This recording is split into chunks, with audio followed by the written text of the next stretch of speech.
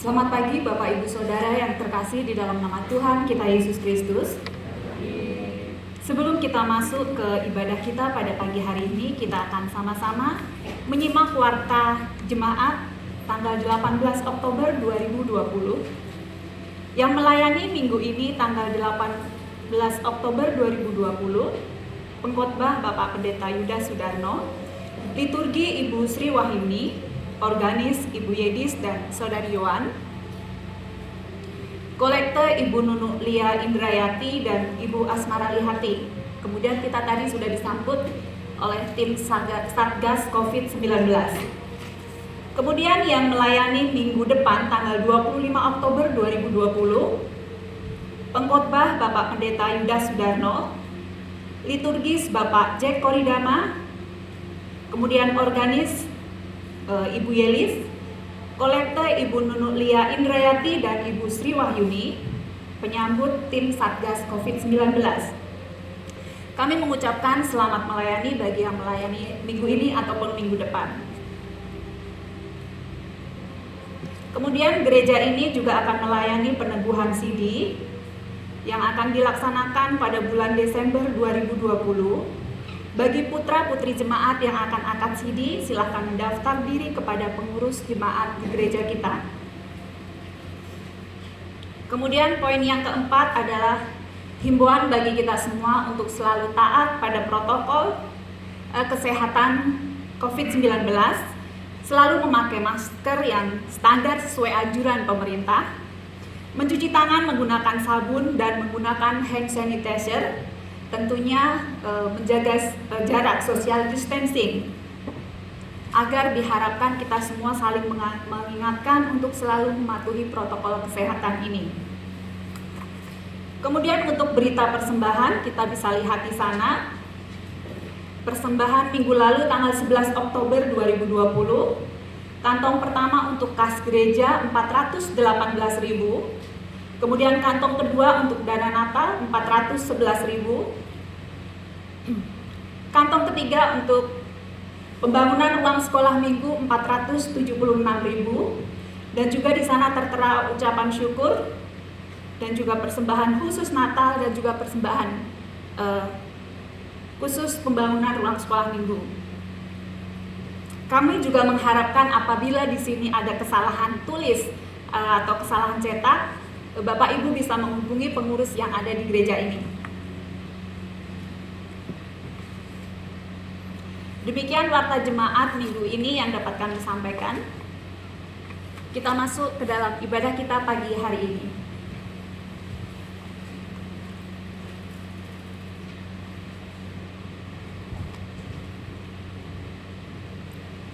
Jadi siapa yang ada di dalam Kristus, ia adalah ciptaan baru. Yang lama sudah berlalu, sesungguhnya yang baru sudah datang.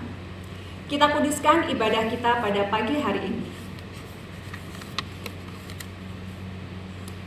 Pertolongan kami datang dari Allah yang menciptakan langit dan bumi, yang tidak pernah meninggalkan pekerjaan tangannya, dan yang setia sampai selama-lamanya.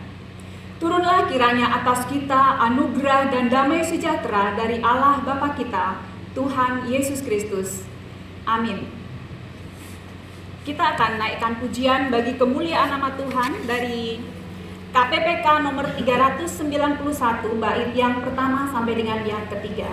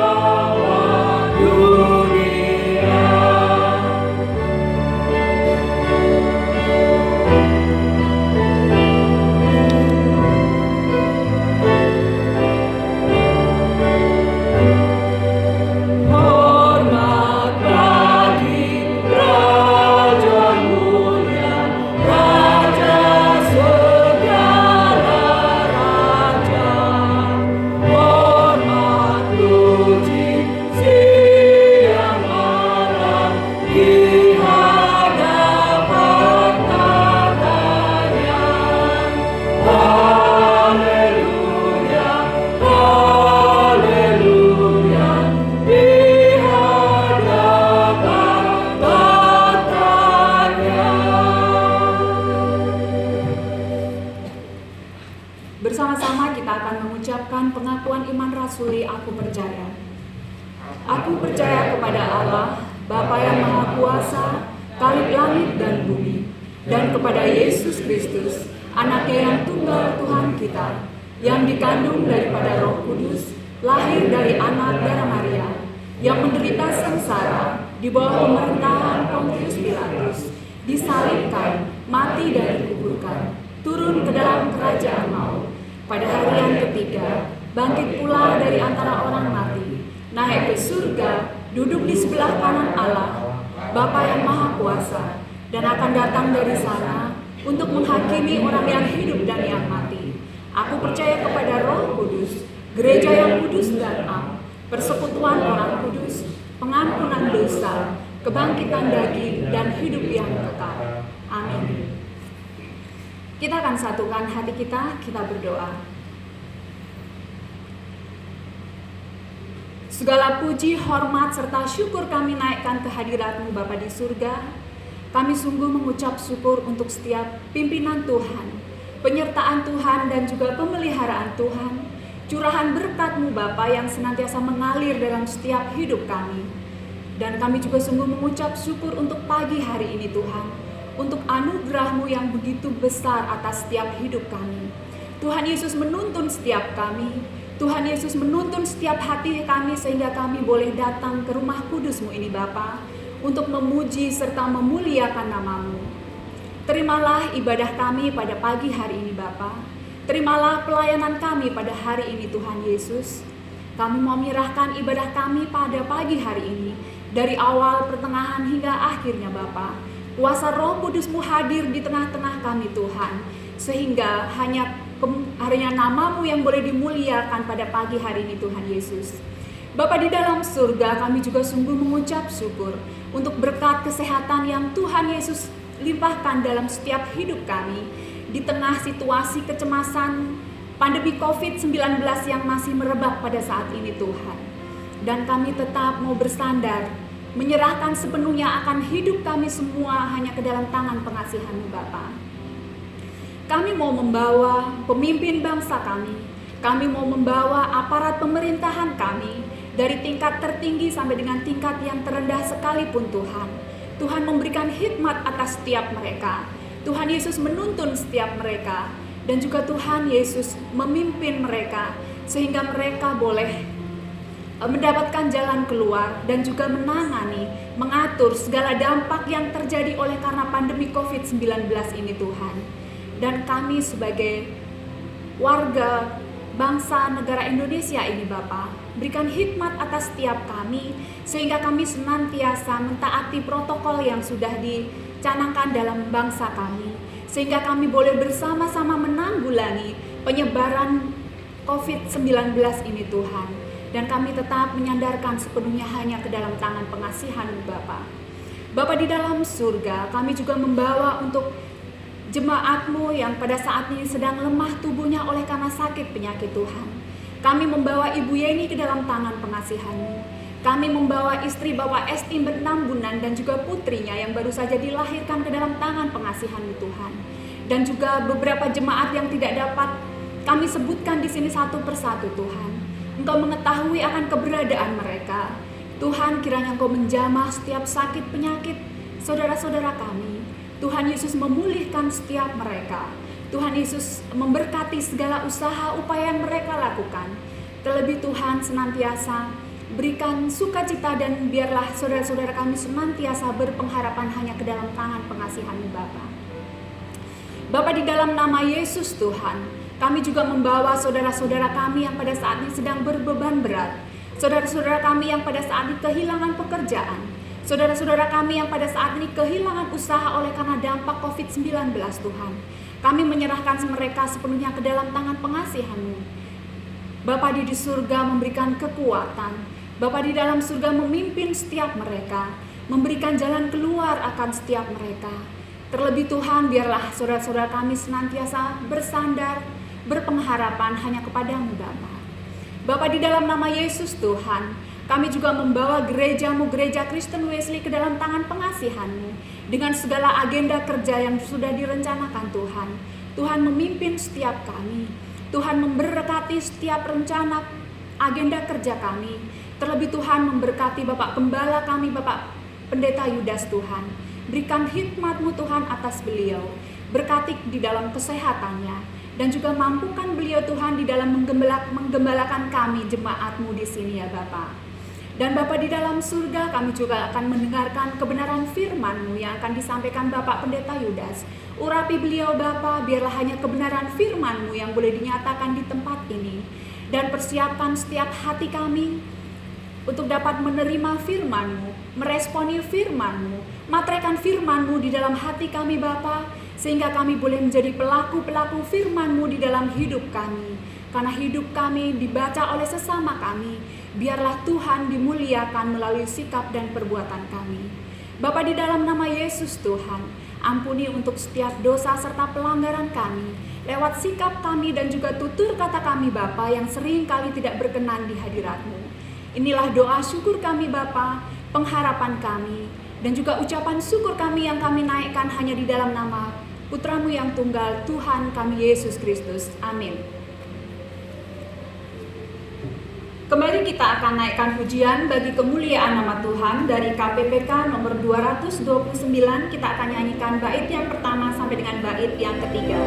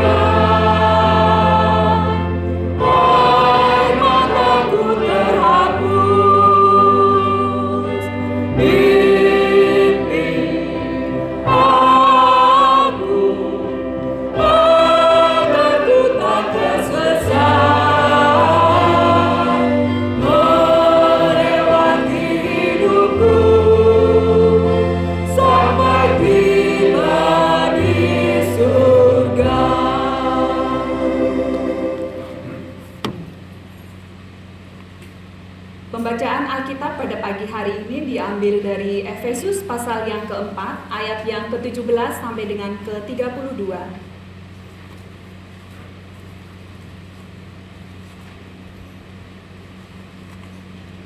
Manusia baru.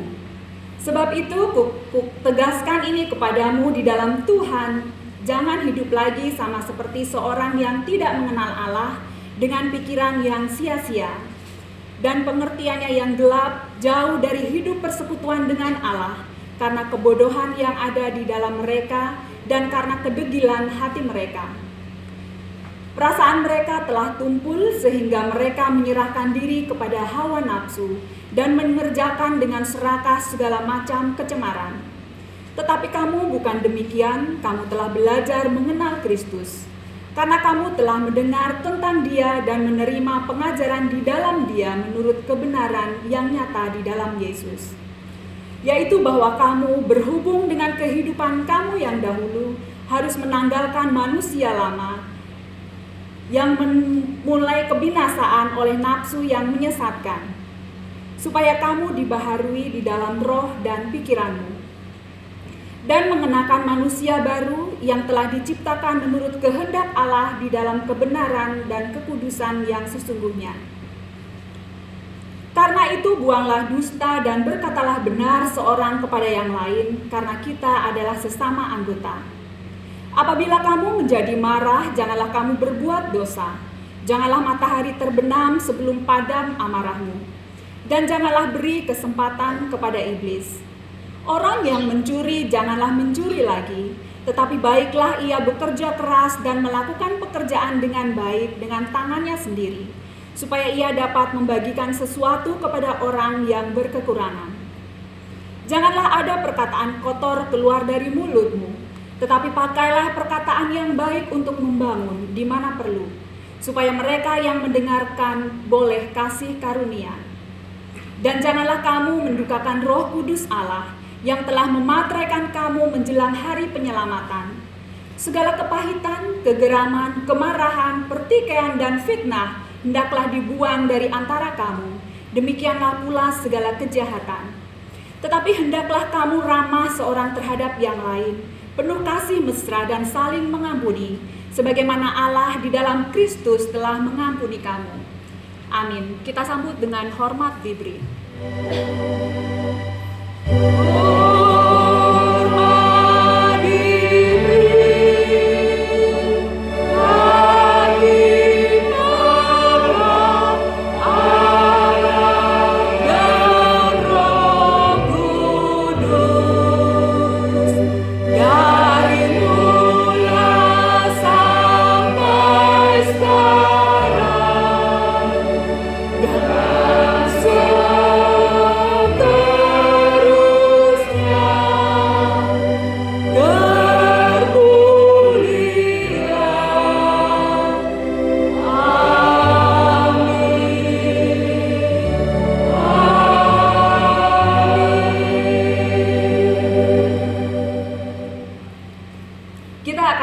Firman Tuhan, dan kita juga akan mempersiapkan hati kita. Kita akan menaikkan pujian dari KPPK nomor 230. Kita akan menyanyikan 2 kali.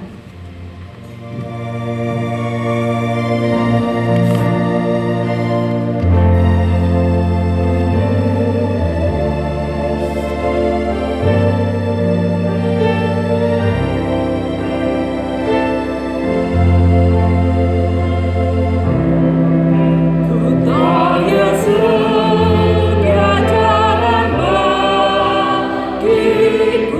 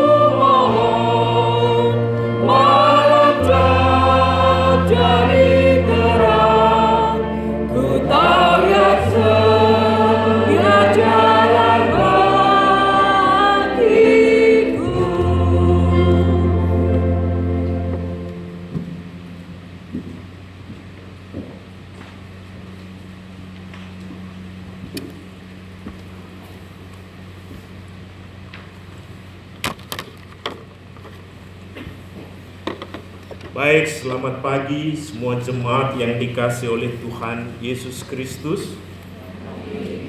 Kita tetap bersyukur kepada Tuhan karena Dia baik walaupun kita masih mesti bergantian ketika beribadah, tetapi ini semua karena Tuhan masih mengasihi kita. Dan yang tidak mendapat bagian datang ke gereja masih bisa mengikuti secara streaming di rumah. Ini karena semua adalah anugerah Tuhan. Sebelum kita merenungkan apa yang sudah dibaca tadi, kita berdoa. Terima kasih Bapa karena kesempatan demi kesempatan Tuhan masih berikan kepada kami. Biarlah kami menggunakan kesempatan ini sebaik-baiknya agar hubungan kami dengan Tuhan tidak berhenti. Karena berhentinya hubungan kami dengan Engkau Bapa membuat kami tidak tahu kami harus berbuat apa. Engkau terang dunia, Engkau jalan bagi kami. Biarlah Tuhan bersama kami di dalam kami ibadah hari ini. Terimalah ibadah kami Bapa, di dalam nama Tuhan Yesus kami berdoa. Amin. Bapak, Ibu, dan Saudara yang dikasihi Tuhan kita Yesus Kristus, kita kembali kepada apa yang kita sudah baca tadi, yaitu dari Efesus pasal 4. Kita baca mulai ayat 17 sampai dengan ayat 32. Saya tidak ulangi, tetapi nanti ada beberapa ayat yang saya akan kutip ulang. Jemaat yang dikasihi Tuhan, yang dimaksudnya dengan gereja kita sudah tahu. Gereja adalah persekutuan dari orang-orang yang telah dipanggil oleh Tuhan dan menjawab panggilan itu dengan bertobatan. Itu gereja, ya. Tapi bertobat tidak sekedar hanya bilang bertobat, tetapi pertobatan itu harus dinyatakan di dalam hidup sehari-hari atau di dalam perilaku sehari-hari. Nah, coba kita lihat kehidupan orang Efesus sebelum mereka mendengar Injil, kemudian mereka menanggapi Injil, mereka mempercayai Yesus. Sebelum itu keadaannya seperti apa? Jemaat Efesus sebenarnya adalah jemaat yang tadinya sama sekali tidak pernah mendengar Injil, juga belum pernah mendengar nama Yesus. Allah yang menjelma menjadi manusia itu belum pernah mereka dengar. Tapi setelah ada pewartaan Injil ke Efesus, mereka baru tahu bahwa ada Tuhan yang datang dari surga yang menjelma menjadi manusia. Sebelum itu kepercayaan mereka apa? Saya mencatat paling tidak ada 3 macam atau 3 hal yang mereka percaya. Yang pertama adalah orang-orang Efesus itu percaya kepada dewa kesuburan yang disebut dengan Anatolia. Jadi mereka menyembah ada satu dewa, dia bilang, yang ini yang memberi kesuburan sehingga manusia bisa hidup, manusia bisa makan, karena ada dewa kesuburan yang namanya Anatolia. Itulah yang mereka sembah. Dan kalau kita kembali misalnya ke bangsa kita, khususnya orang-orang Jawa, itu percaya bahwa dewa kesuburan itu namanya Dewi Sri, ya, bukan Sri inilah ya, Dewi Sri. Maka inilah yang bisa orang nanam padi bisa tumbuh berbuah padi, jagung, itu semua itu karena ada Dewi Sri katanya ya. Kemudian kepercayaan mereka yang kedua adalah mereka menyembah kepada berhala yang disebut dengan Artemis atau yang dikenal dengan seringkali Aphrodite atau Diana. Mereka percaya bahwa ada satu dewa yang datang dari langit. Jadi itu dewa laki seringnya. Ini dewi datang dari langit, namanya Diana atau Artemis bahasa Yunani. Ini datang dari langit. Ciri dewi itu adalah bentuknya patung wanita, tetapi mempunyai buah dada ini banyak sekali. Ya, di mana-mana isinya buah dada. Dan inilah yang mereka percaya. Inilah Tuhan yang memberi hidup katanya. Itulah Dewi Artemis atau Diana. Nah, seringkali disebut kue Diana di Efesus. Itu yang kedua. Yang ketiga, mereka menyembah kepada kaisar. Karena memang waktu itu daerah Efesus juga masuk di dalam kekaisaran Romawi. Maka mereka mengatakan, siapa sih Allah Tuhan itu? Kaisar katanya ya. Kaisar. Itulah 3 macam yang mereka sembah sebelum mereka mengenal Tuhan Yesus. Itulah sebabnya Bapak Ibu dan Saudara sekalian, bagi mereka yang percaya kepada Yesus, disebut tadi kan gereja itu persekutuan dari orang-orang percaya yang menyambutnya dengan pertobatan.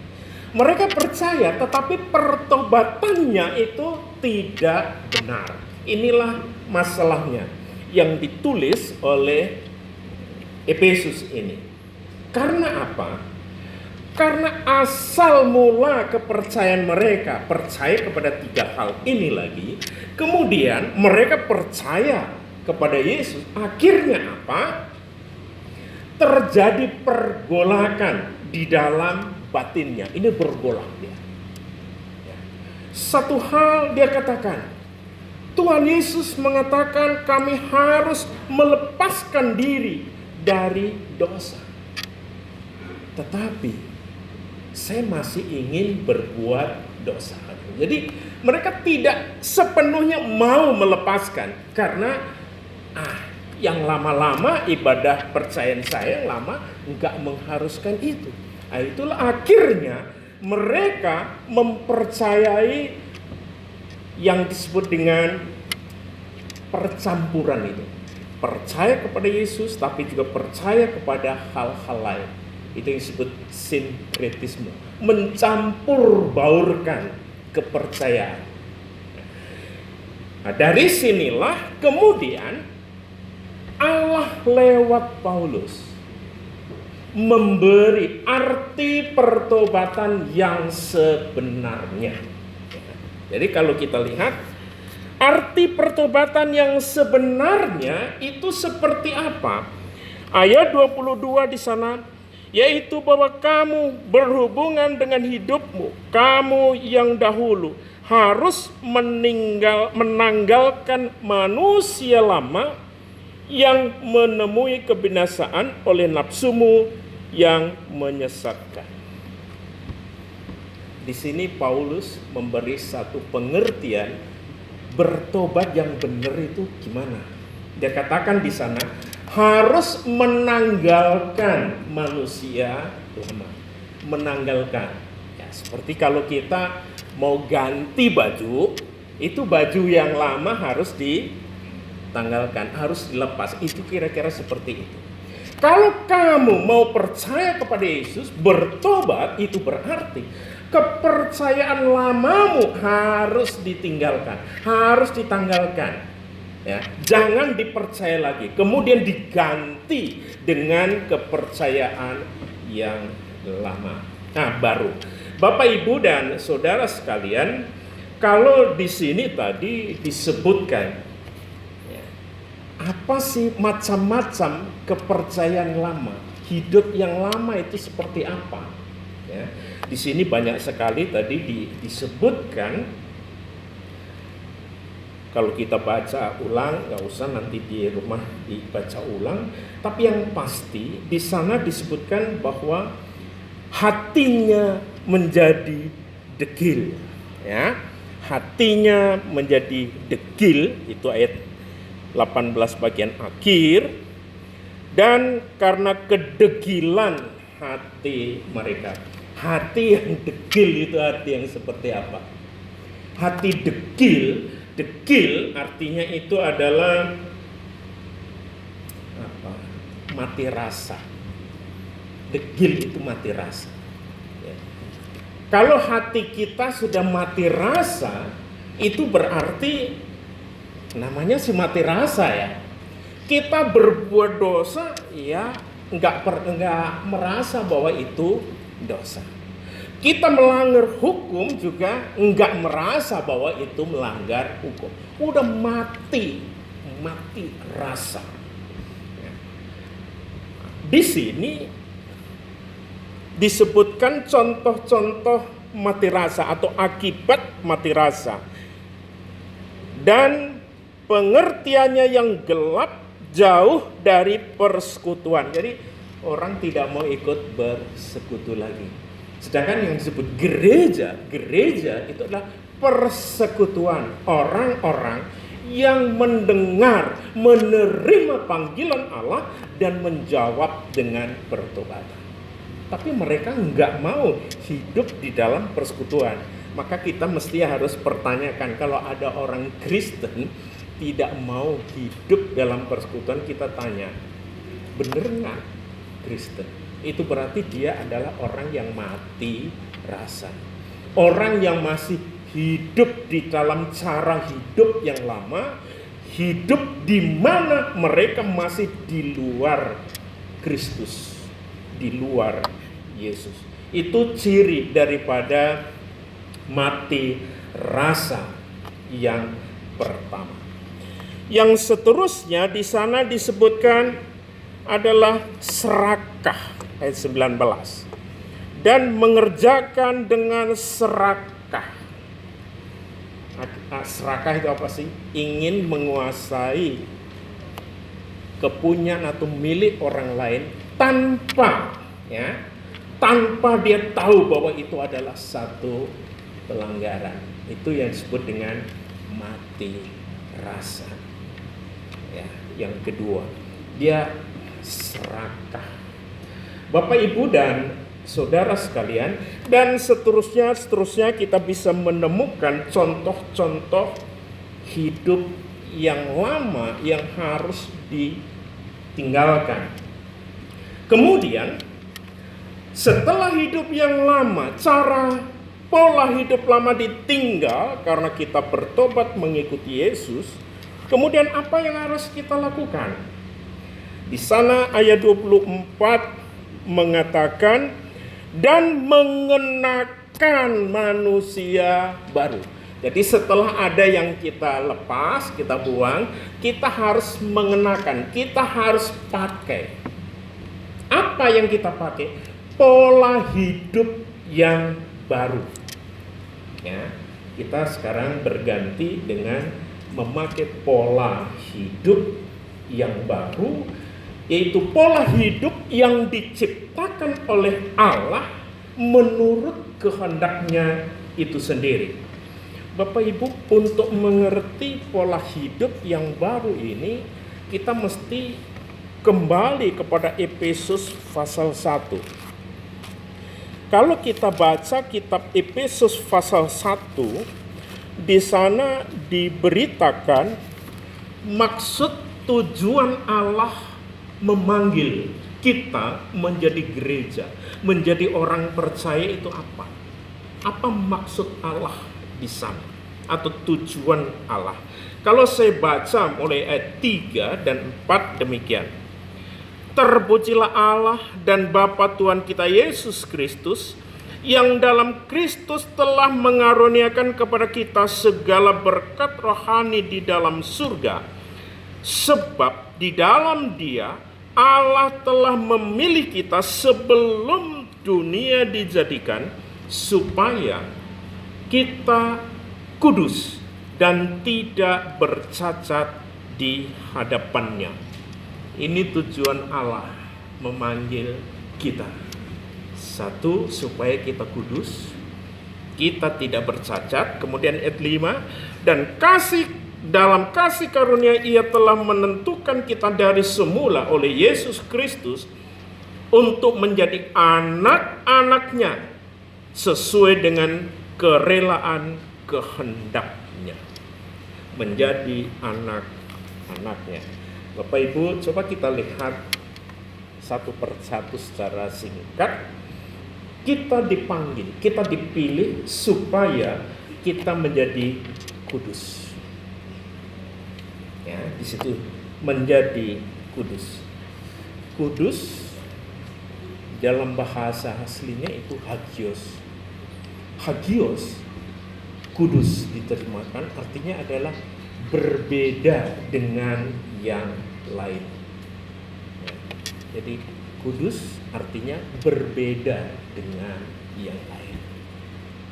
Kalau dulu kita mempunyai kepercayaan seperti ini, jangan dicampur dengan kepercayaan setelah kita terima Yesus.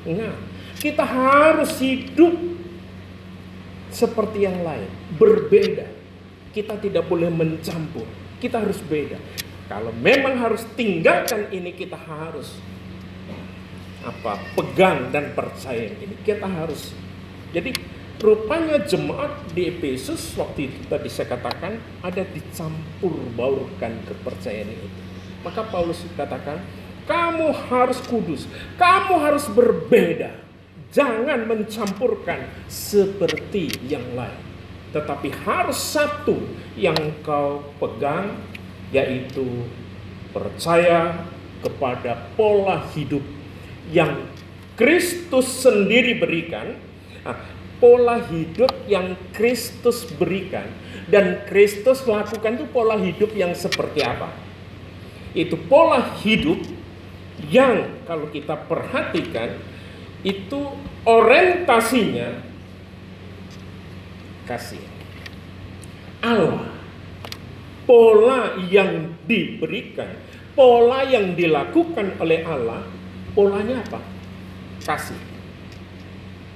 Dan kasih itu dia nyatakan kepada Tuhan dan kepada sesama.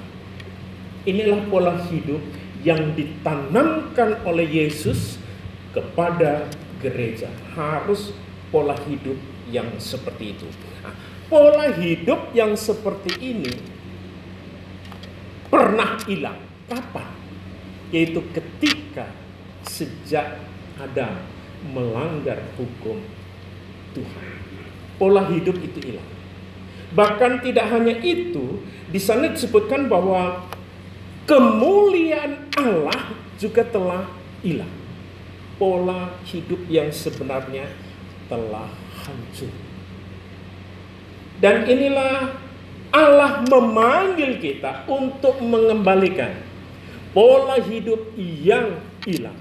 Pola hidup lama yang tadinya di dalam Tuhan itu hilang. Sekarang dengan panggilan Allah lewat Yesus kepada kita, dia kembalikan pola hidup itu kepada kita semua. Tujuan Allah apa? Ketika pola hidup itu sudah dikembalikan. Nah, sebelum itu kita lihat yang kedua adalah tujuan Allah memanggil kita supaya kita tak bercacat. Ya, tak bercacat. Nah, tak bercacat memang sulit ya, tapi saya coba lihat bahasa aslinya itu amomos. Aku pilih kamu supaya kamu amomos gitu ya. Amomos, tidak bercacat. Ya, tidak bercacat itu artinya adalah mempunyai standar hidup yang berkenan kepada Tuhan. Itu artinya amomos. Ya. Tuhan panggil kita supaya kita melakukan hidup dengan standarnya itu apa? Standarnya itu berkenan kepada Tuhan, bukan berkenan kepada manusia. Memang ada beberapa hal yang manusia senang kalau kita lakukan itu, tapi Tuhan belum tentu senang. Nah, standar itulah yang Tuhan inginkan mulai tertanam kembali kepada hidup kita. Bapak, Ibu, dan saudara yang dikasihi Tuhan, kemudian setelah semuanya ini terjadi di dalam kehidupan kita, maka akhirnya apa? Yang terakhir tadi saya katakan, Tuhan ingin mengembalikan kita menjadi anak-anaknya. Ayat pasal 1 tadi disebutkan, dalam kasih Ia telah menentukan kita dari semula oleh Yesus Kristus untuk menjadi anak-anaknya sesuai dengan kerelaan kehendak-Nya. Ya. Tujuan Allah sangat mulia. Allah memanggil kita supaya kita menjadi anak-anaknya. Kalau memang 3 hal ini kita lakukan, apa yang Tuhan janjikan kepada kita? Kembali kepada ayat 3 bagian akhir, kita telah dan diberi segala berkat rohani di dalam surga. Itu berarti kalau betul kita melakukan pola hidup sesuai dengan pola yang Tuhan telah canangkan untuk kita manusia, ada satu janji yang Tuhan mau berikan kepada kita.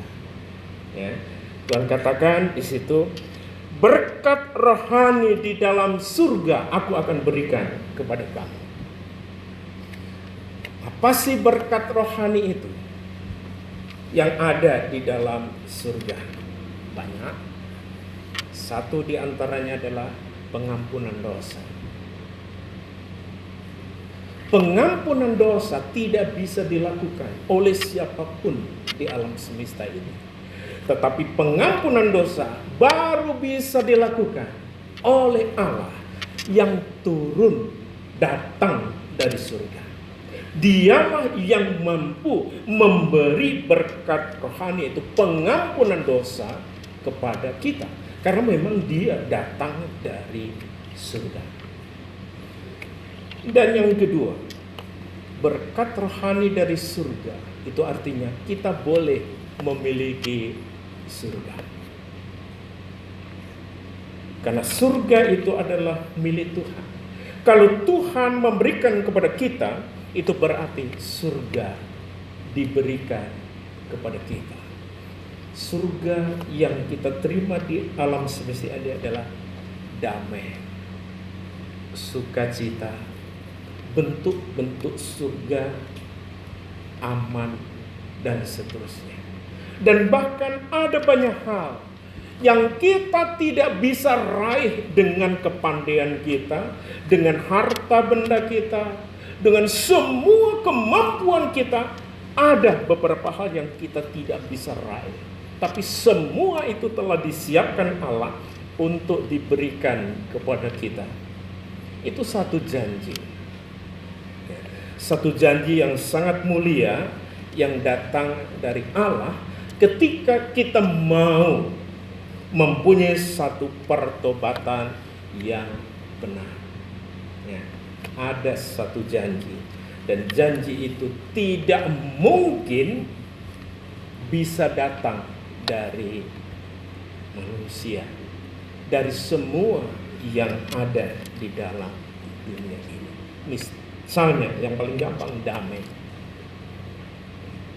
Kalau damai yang diberikan oleh dunia itu memang bisa, tetapi sementara. Damai, sukacita. Misalnya kita sedih, kemudian kita lihat pelawak yang lucu sekali, kita tertawa. Tapi habis tertawa itu sedih kita tumbuh lagi.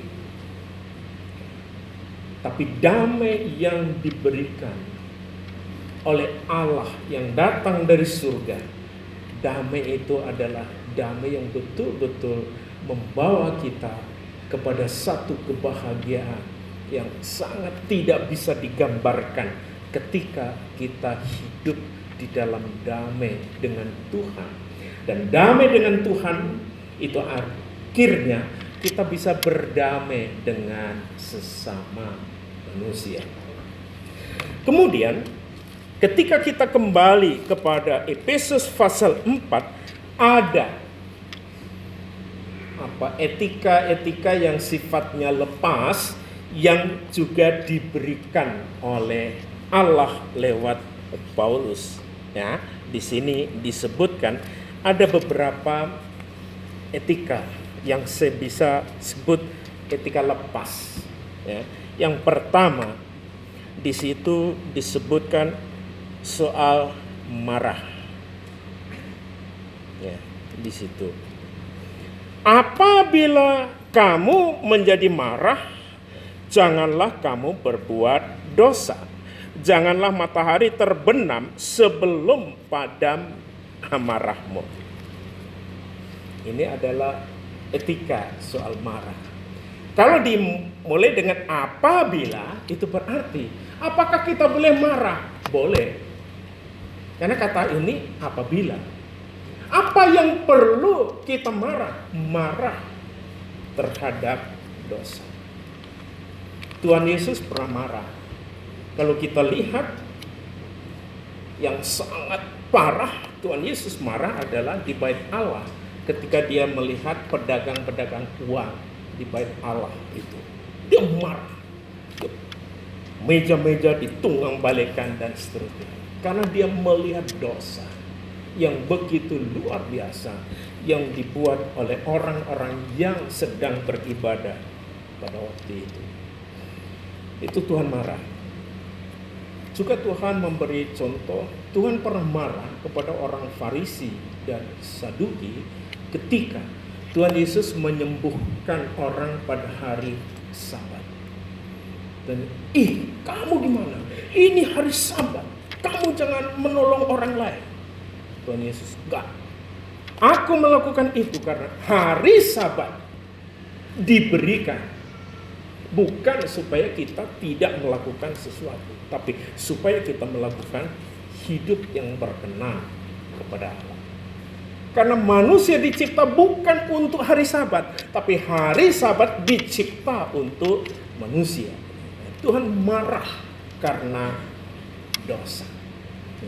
Itu berarti kalau Tuhan mengatakan apabila kamu menjadi marah, itu berarti kita boleh marah. Selama marah itu karena dosa. Yang pertama. Yang kedua, kita boleh marah selama di situ jangan sampai matahari terbenam. Ini gimana marah? Artinya ada marah secara berkesinambungan. Marah yang terus menerus. Itu yang tidak boleh. Marah yang terus menerus. Karena apa? Kalau kita terus marah, pagi marah, siang marah, malam marah, besok lagi marah, terus marah, apa akibatnya? Kita bukan menyelesaikan masalah, tapi kita malah nambah masalah. Orang yang marah itu nambah masalah. Kita marah, di rumah kita marah, piring kita pecahkan, apapun kita buat. Akibatnya apa? Kita mesti harus beli lagi, gitu kan? Jadi kita marah bukan menyelesaikan masalah, tetapi menambah masalah. Kemudian marah di situ kalau kita baca seterusnya, itu berarti ayat 27, dan janganlah memberi kesempatan kepada iblis. Kalau kita marah, itu berarti kita memberi kesempatan kepada iblis untuk apa? Untuk memecah belah.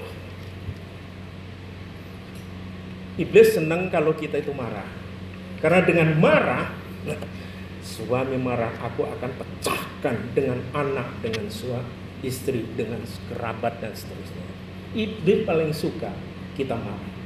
Karena itulah sebagai sarana dia masuk untuk memecah belah kita. Di dalam gereja kita saling marah, berarti iblis senang. Kan disitulah gereja mudah untuk dipecah belahkan satu dengan yang lain kalau kita marah. Itulah sebabnya Tuhan Yesus katakan, apabila kamu marah, jangan berbuat dosa dan jangan sampai matahari terbenam. Dalam arti jangan marah terus marah. Marah dalam posisi yang benar gitu. Tetapi terus marah berarti orang yang punya penyakit marah. Persoalannya tidak hanya sampai di situ. Terus kita mesti tanya, kalau kita tidak boleh marah, bagaimana caranya supaya kita tidak marah? Atau kita mengakhiri marah itu caranya bagaimana? Terakhir, yuk coba kita lihat Mazmur pasal 4. Mazmur pasal 4. Di sana Tuhan bicara tentang marah dan cara mengakhiri marah.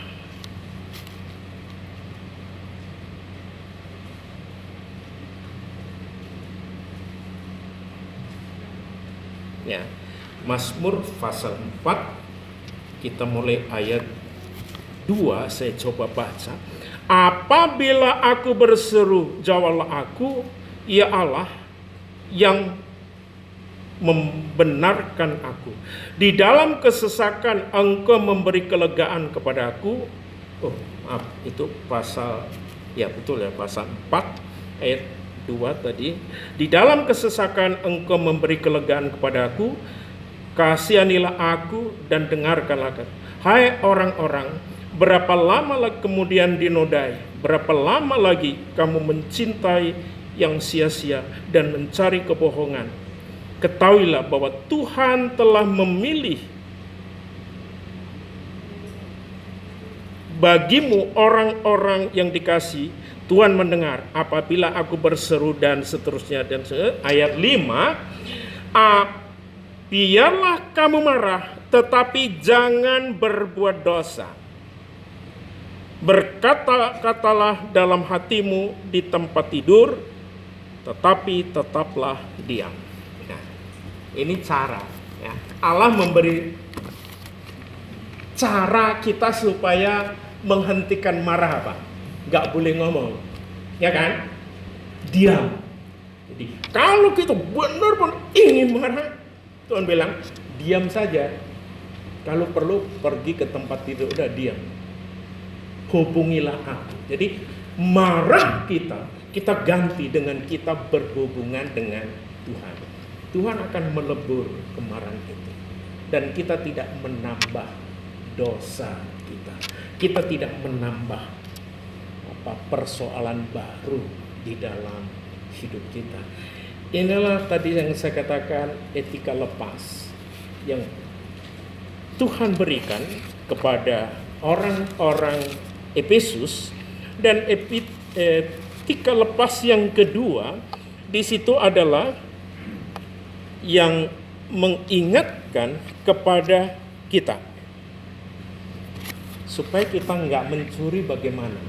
Itu ayat 28 ya. Orang yang mencuri, janganlah ia mencuri lagi. Nah, supaya kita nggak mencuri gimana? Kalau kita baca di situ, tetapi baiklah ia bekerja keras. Ini Allah selalu memberi jalan keluar, gitu ya. Nggak boleh kita mencuri. Tuhan, aku sangat perlu. Iya, tetapi bekerjalah. Kamu mempunyai tugas bekerja, berusaha. Aku mempunyai berkat untuk kamu. Itu Tuhan. Kita suruh bekerja keras. Itulah cara-cara, ini etika-etika yang Paulus katakan. Dan kalau semua itu akhirnya kita tidak mendukakan Roh Kudus. Ayat 30. Dan janganlah kamu mendukakan Roh Kudus Allah yang telah memeteraikan kamu menjelang hari penyelamatan. Mendukakan Allah itu berarti menolak kehadiran Allah di dalam hidup kita untuk memberi hikmat. Kita tolak. Dan kita ganti dengan caraku yang lama, yaitu marah, mencuri, dan seterusnya, dan seterusnya. Itu yang Tuhan berikan kepada kita hari ini, biar kita pulang percaya bahwa Allah mempunyai satu janji, memberikan berkat-berkat rohani yang dari surga kepada kita, yang mau bertobat dengan benar. Tuhan Yesus memberkati. Kita berdoa. Terima kasih Bapa. Kami masih mendengar janji Tuhan yang begitu agung. Kalau pertobatan kami adalah pertobatan yang benar, biarlah kami mempercayai Engkau Bapa. Kami melakukan apa yang Tuhan polakan di dalam hidup kami ini, menuruti pola yang Tuhan sudah tentukan. Itu dengan berdasar kasih. Dan kami tidak hanya itu, kami mengikuti teladan dan hikmat etika yang dari Allah. Dengan demikian berkat-berkat surgawi Engkau akan berikan, bahkan curahkan kepada kami. Kami akan pulang dengan percaya kepada janji-Mu ini, ya Tuhan Yesus mengasihi kami. Amin. Kita akan kidungkan satu kidung kembali, nomor 301. Ya, 301.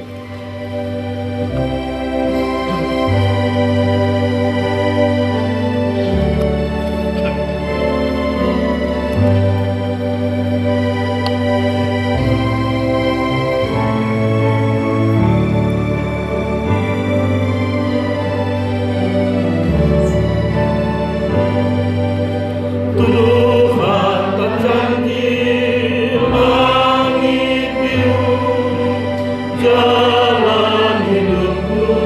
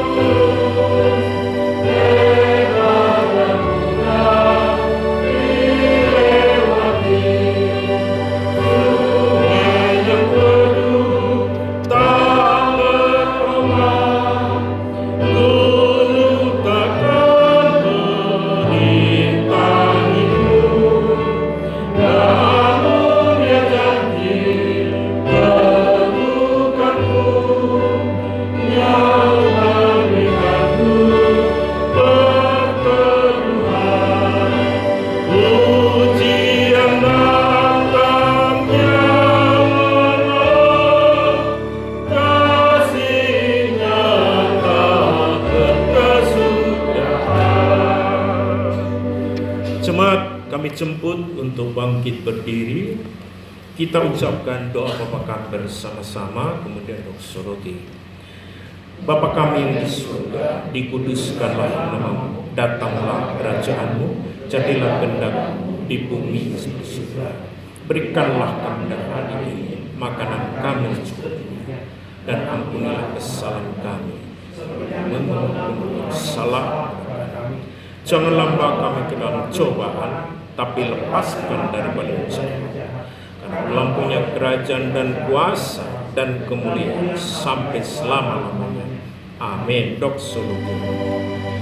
Puji Allah Bapa Putra, puji Allah Guru, ketikanya yang esa, pohon selamat juga bertahan.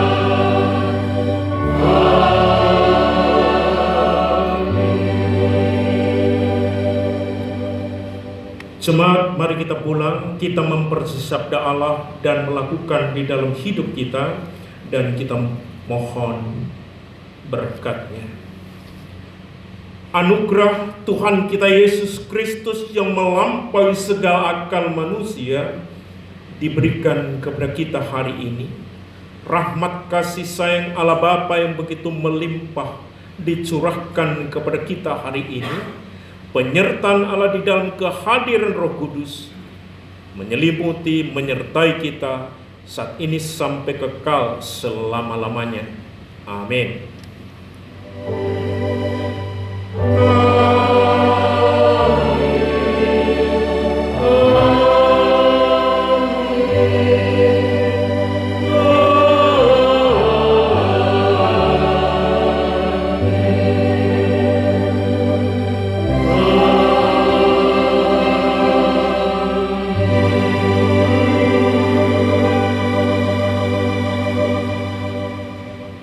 Amin. Tuhan memberkati. Jangan lupa pakai masker.